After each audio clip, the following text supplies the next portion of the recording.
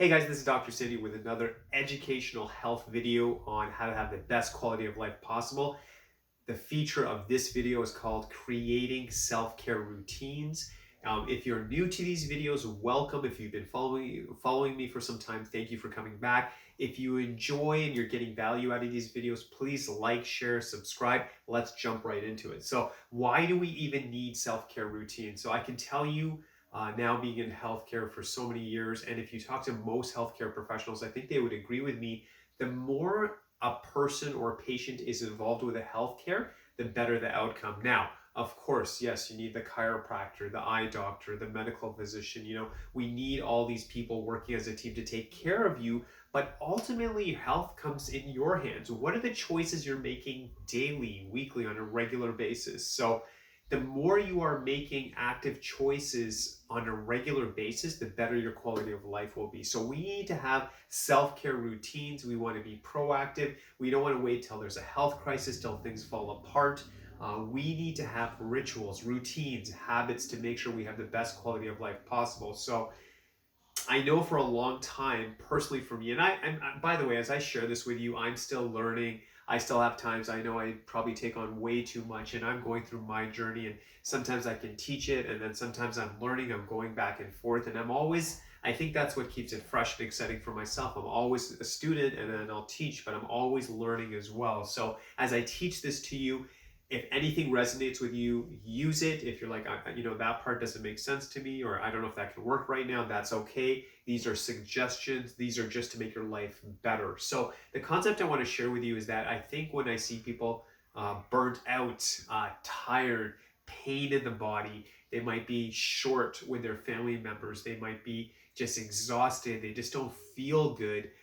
It's because of a lack of self-care that brought them to that point. So what I believe is that we need to make sure we are doing things to take care of ourselves so we can take care of others and have the best quality of life possible um, on a daily, weekly, and monthly basis. So what does that look like? So daily, what I would recommend, and I've made videos about this and I will make them again, is talking about things like starting your day with a ritual that works for you, whether that's prayer, meditation, journaling, whatever that is. You need to have a routine in the morning. And again, customized for you. I'm not going to say everyone is, going to follow this. I don't want to be cookie cutter. I think we need to customize, but you need to have a daily routine, prayer, meditation, journaling, whatever works for you. Maybe you listen to certain songs in the morning or something that gets you relaxed and calm, whatever that is, but you need to do something to start your day. And if you're new to this, maybe start with a 5-minute ritual in the morning. It doesn't have to be 2 hours. Just start with something that kind of starts your day so you get in that rhythm. After that, I would recommend some kind of exercise or stretch. Now, what I'm currently doing, and sometimes I drop the ball, but 90% of the time where I'm at currently is if I go to work, I have to exercise that day. That's just a rule. My mentors have taught me that as well. So if I go to work, I got to exercise that day. So I will make sure I do that. For you, that might look like cardio. It might be going for a walk or going for a jog. For someone else, that could be yoga. And obviously, what we tell our patients is you should be stretching morning and night, but a stretch routine. Maybe you like to do weights. Whatever that is for you, please make sure you have a routine where there's some kind of movement. The meals you're eating, and I will totally be the first person to say this. Our family, we try to really eat healthy during the week. We kind of relax on the weekends. We have more luxury food, let's call that. More, rich food, probably stuff we shouldn't have during the week, but we do kind of let loose on the weekends. But I know for myself, I really try to eat good during the week. So what kind of meals are you having? And if I really had to simplify what I believe and I try to teach to my patients is I'm more a fan of the small meals throughout the day. Again, that's a suggestion. See what works for you. I definitely am a big believer in breakfast, a good breakfast. And then also, I'm a big advocate, and I'm trying to do my best personally, is to make sure I have greens with my lunch, greens with my dinner. I find that's just a great way to stay strong and healthy. And then one thing I'm also doing, and I don't know where you're at with this, is the power of sleep. I've made videos and commentary on this as well. It's probably something I've neglected for years. I always thought, oh, just, there's something to learn, there's something to do. Sleep is kind of an afterthought.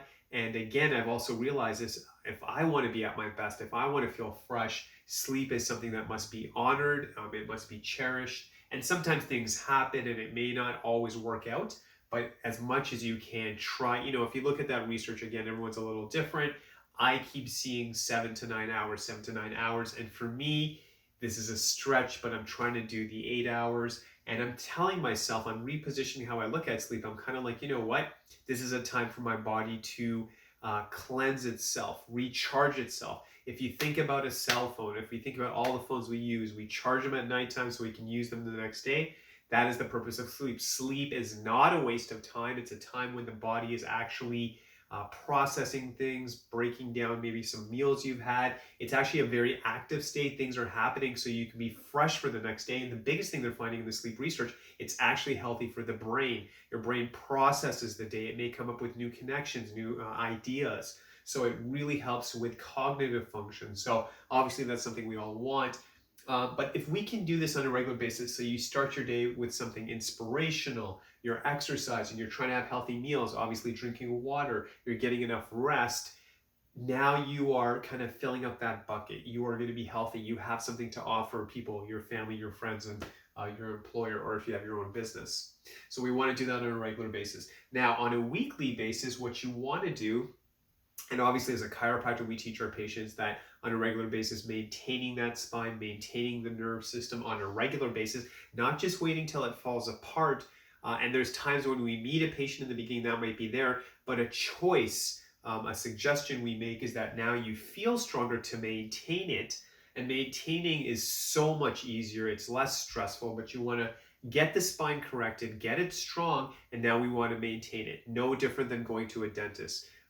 People can go to a dentist for years and never really have pain or cavities, which is great, but they keep going. They still brush, they still see their dentist to maintain it. It's the same thing with the human nervous system and spine.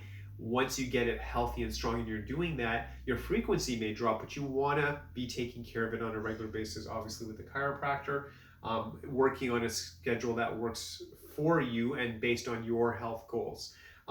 Also, we should be looking at your weekend and we should be saying, okay, on the weekend, are you doing things that make you happy? Whether that's walk, maybe connecting and calling your family and friends and just checking in with them, text messaging them, whatever that is. I know for myself, I am very happy and I feel replenished with music. I love reading. That is that's like food for me, man. Like I need to read. I need my music. If I'm cleaning the house, washing dishes, always got the music going on. Those are things that fill me up. So I have something to offer my family, something to be there for my friends, for my patients. You have to make sure you're filling yourself up. And also a big thing in our house, a kind of tradition probably in most houses as well. The weekends also like movie night on Fridays and Saturdays. Our family likes to get together and watch a movie. It brings us joy. We will talk about the movie, reflect on it. It's something that kind of fills us up. So what we're doing is on a daily basis, we're doing things to make sure, our reserves are strong. On a weekly basis, we're taking care of ourselves, whether that's a movie, a hike, exercising, riding a bike as a family or by yourself, whatever works for you. And then from there, on a quarterly basis or whatever works for you, again, depending on your schedule, is you need to take breaks. And I got to tell you, to be honest, I think for years I just worked, and breaks I would try to mix with I'd go somewhere, but it'd be like a seminar, and I'd kind of tell myself, oh, that's kind of like a little break. But I realize again, if you want to play the long game, if you want longevity, if you want quality of life, if you want stamina, you need to take breaks. If you think about it, look at the way the universe works, look at the way the world works. Like the sun comes up, it comes down. Everything needs breaks. And I can understand if maybe you're launching a business, you're in a big project, there's a big deadline at school, and you're like, okay, for the next 2 weeks it's going to be crazy, or there's some deadline at work, whatever that looks like.